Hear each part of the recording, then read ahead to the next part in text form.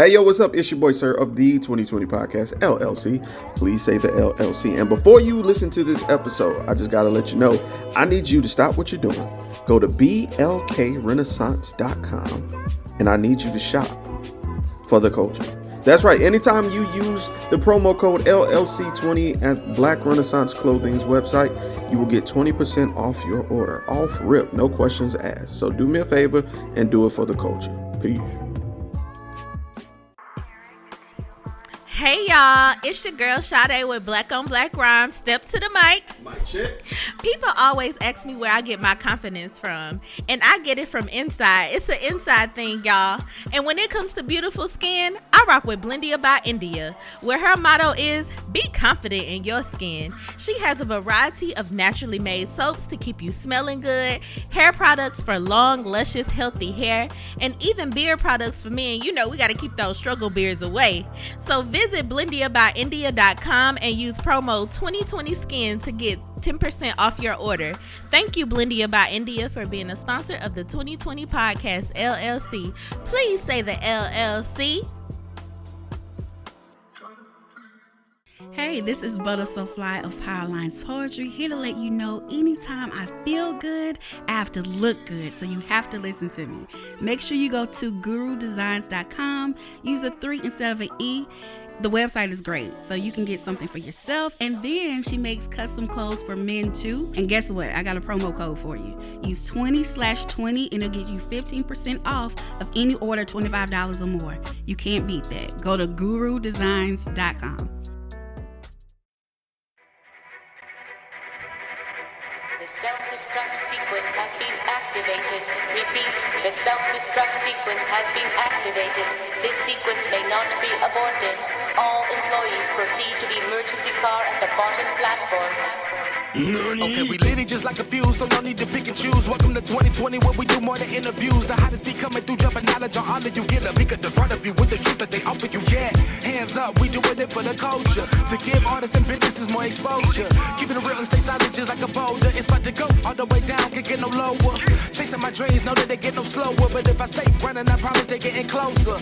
Moreover, success my older. And if you're sleeping on me, I'm waking them up like Folgers. I told you, coming from the land with the tide roll. Well, we'll be on a whole different vibe though.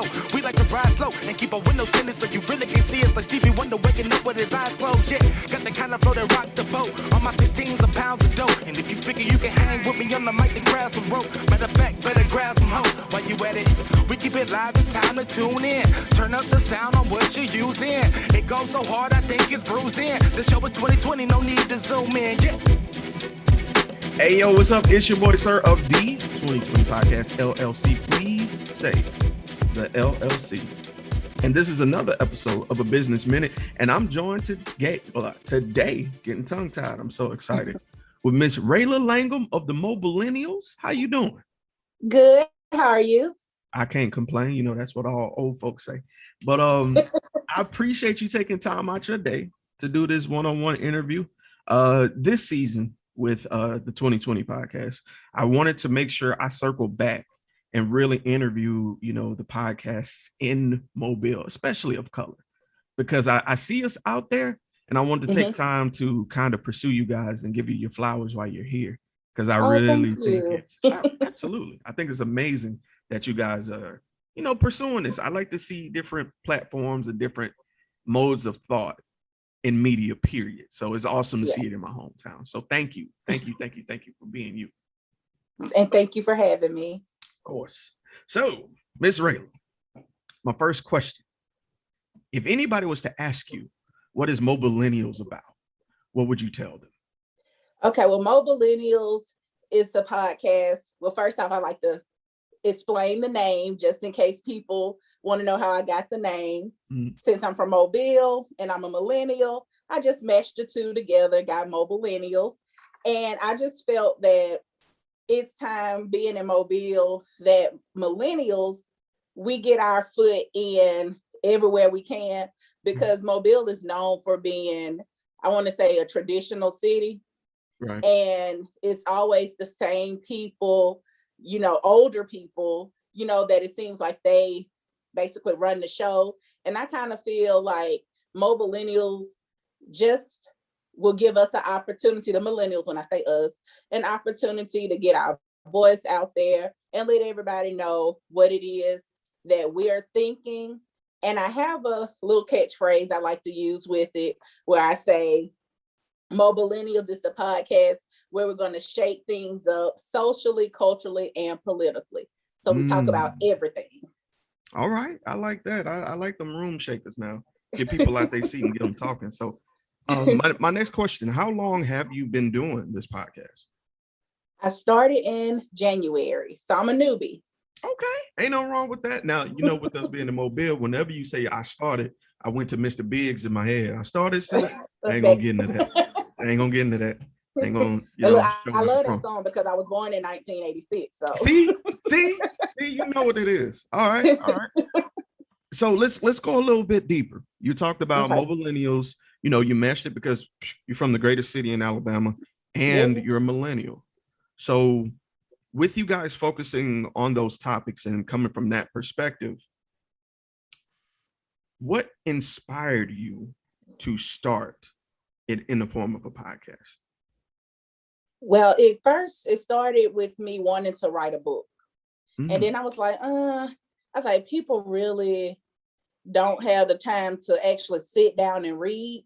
So I was like, people listen to podcasts when they're traveling, you know. So I was like, that'll be the best way to get my voice heard, instead of, you know, doing print.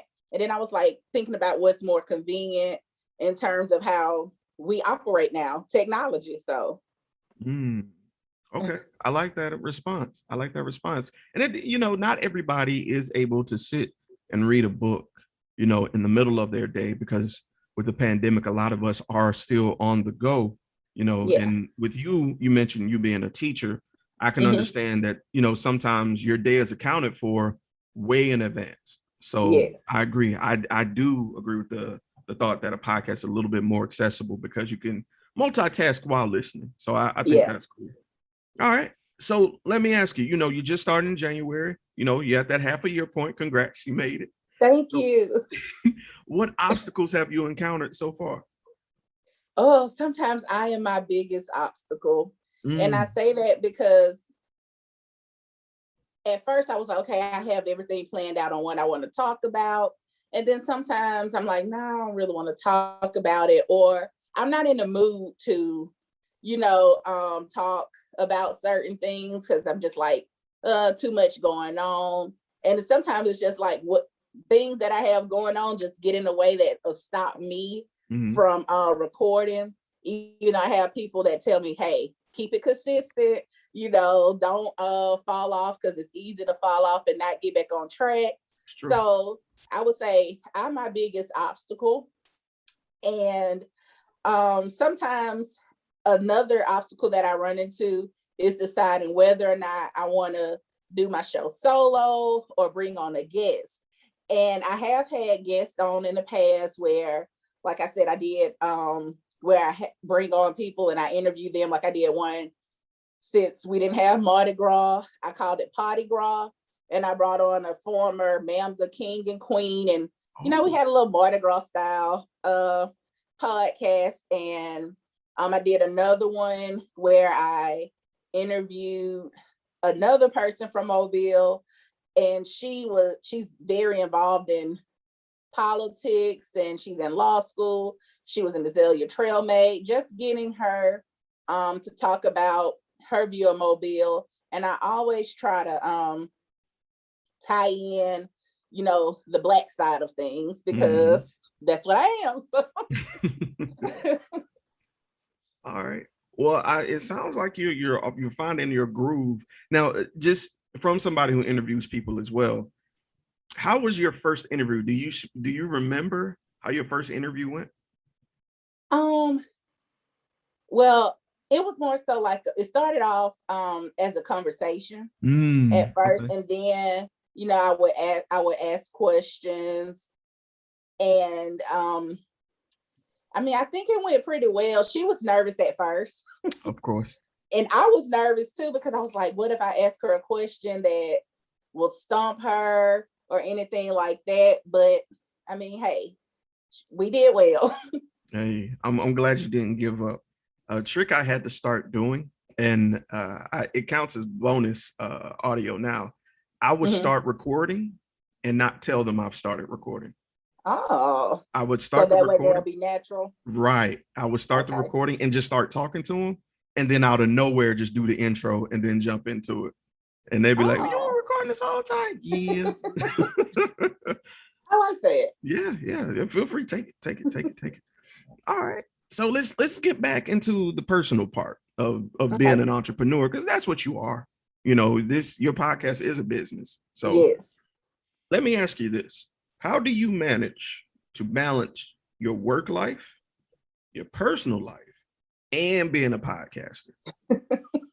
Okay, so things with the podcast, they come to me randomly.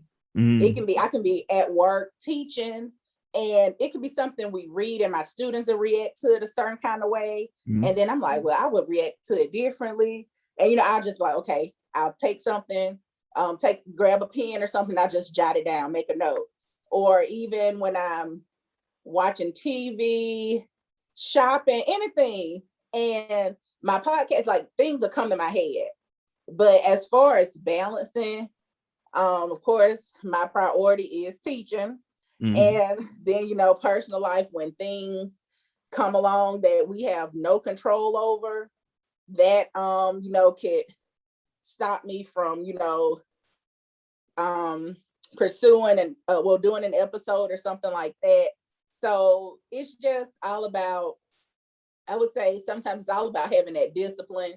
If I want to do it, I know I need to make that time, and, you know, say, like, sometimes I'm like, okay, with my personal life, especially trying to have fun this summer, I'm like, okay, go do that podcast, girl. You know, get up. You know, I know you missed out, you know, being at work, you know, during the school year. So, you know, I just have to make time. Yeah.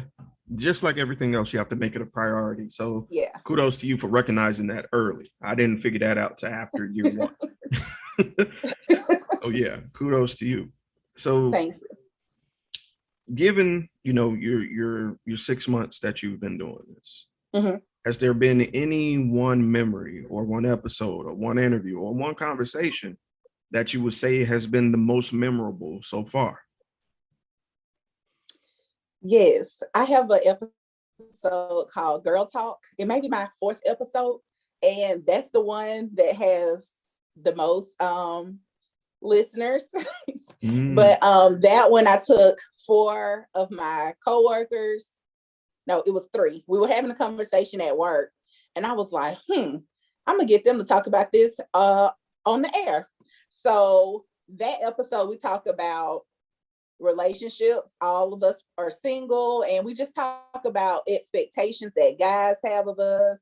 And it was kind of a controversial episode from some of our friends that have listened. And I'm actually trying to get them together whenever they have a free time.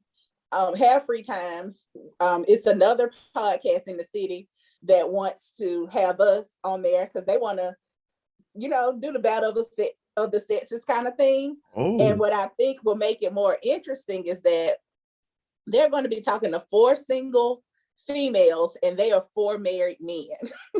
Oh, that's going to be an interesting conversation. Well, three married men. Yeah, it's 3 of them. So, you know, I'm looking forward to that. All right. Yeah, keep me connected on that one, because I want to hear that one too. Shucks. All right. So let's flip that question, because for every high, there's a low, obviously. Yes. You know, so at any point did you feel that your podcast wouldn't be successful? And if so, who or what changed your mind?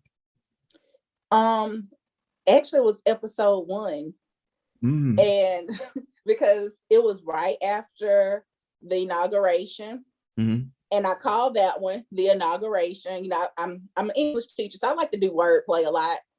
And so I called it the inauguration, and I was like, okay, what if people don't listen? You know, things like that. I'm like, what if this doesn't catch anybody's attention to, you know, tune in to the next episode? Right. And I have a coworker that when I shared it on Facebook, that I released my first episode, she listened and she was like, girl, you did a good job. She was like, I didn't think you would, had it in you to talk about subjects like that, because she was like, normally you don't talk a lot around people and things of that nature. She was like, I see you, you're opening up and just sharing what's on your mind. And then that same person, I was like, okay, she probably not listening to the other episode.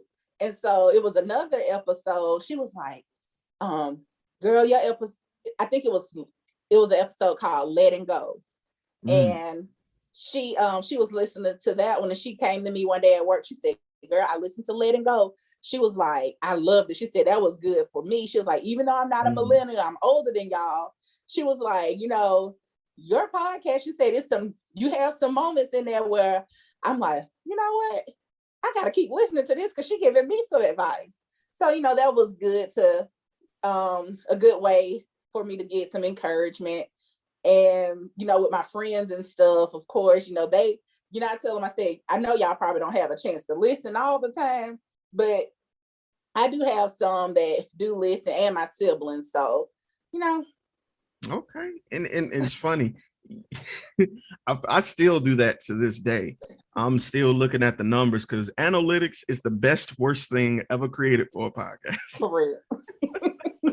Because you will look at an episode you really didn't try that hard on, and it'll be like up here.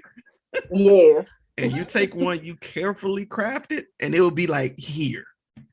And I'm just like, what is it? What am I doing wrong? But yeah. I hear you. And you know what? Kudos to you, because for the longest, I found an issue with being so transparent in the beginning. Like having those type of conversations, because that is what draws your audience in when you're vulnerable. And again, me being, and I chalk this up to, cycles, being taught certain stuff, being taught that I couldn't be vulnerable in the presence of other people, much less people I can't see, Yeah. So kudos to you for embracing that and going into it to share that, with your listeners. So keep that going. All right. Now, my next question is like my infamous question. And don't worry, it's not bad. When I say infamous, it shows if people really thought about their baby, their product. Okay. So, this is called the long-term question. Okay. Where would you like to see yourself as a person, as a teacher, as a podcaster in the next 1 year, in the next 3 years, and then in the next 10 years? 1, 3, and 10. Yeah. Okay. Look, I had to jot that down. Okay. All right. So in the next year, in terms of my podcast, I want to see it, of course, grow. I want to be able to connect with more podcasters, especially in the city.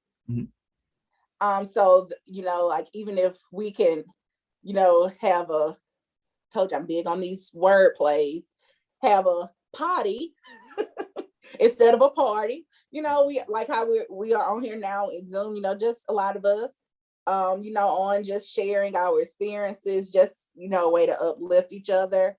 And after that 1 year, of course, I don't plan to give up. So that leads to the next 3 years. Within that next within those 3 years, I plan to see it not just being a podcast, but actually having a brand, in terms of, people that support me, walking around with Mobilennial t-shirts or, things of that nature. Being able to show up to different events, like pop-up events, or do live shows, things of that nature. And within 10 years, that's quite interesting, because I know within 10 years, well, even within a year, a lot can change. Sure. But 10 years, it would be a different mindset. Because whereas like now, I say a lot of millennials are reaching their 30s, or we're in our 30s, and a lot of us are, I would say, we're in a place where we're trying to find out, or not more so trying to find out, but we're establishing ourselves in terms of careers, families, things of that nature. So within the next 10 years, we'll be more, or should be more settled where we are in terms of careers and things of that nature. So I don't want it to go away after 10 years, and who knows what the podcast industry will look like anyway. Sure. So, you know, I'm just going to take it with the flow with that next 10-year mark.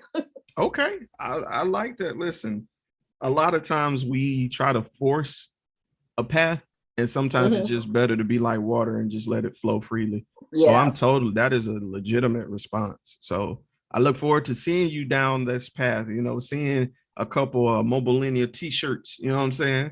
I just need a 3X. That's all I have. Let me get the 3X, 'cause, you know, I got big arms, so, you know. All right. So Raila, this is my final question. Okay. And it's my favorite one because I always dedicate it to the people that's listening. The hardest thing to do is to take an idea like you had and run with it. What words of encouragement would you have for that person who has an idea, but they're afraid to act? I'm going to steal Nike's famous quote, just do it. Because the longer you sit and think about it, those doubts come to mind, you're going to procrastinate, and then somebody else may come up with your idea and you're like, hey, I thought of that. So when it comes to your mind, just do it. Even though I did put mine off a little bit, I was like, you know what, it's time. Go ahead. You got time on your hand with this pandemic. You know, life is not as busy as it had been. So just go ahead and do it. So just do it. That is. And believe, and you have to believe in yourself too. So say that part. Yes. I say it again for the people in the back. You have to believe in yourself. That is, because if you don't believe in your product, you won't be able to convince other people to do so. Right. All right. Raila, if anybody wants to get in contact with you, whether it's about being a guest, whether it's be about starting a podcast, or maybe they just want to chat with you, what's the best way to get in contact with you? Facebook.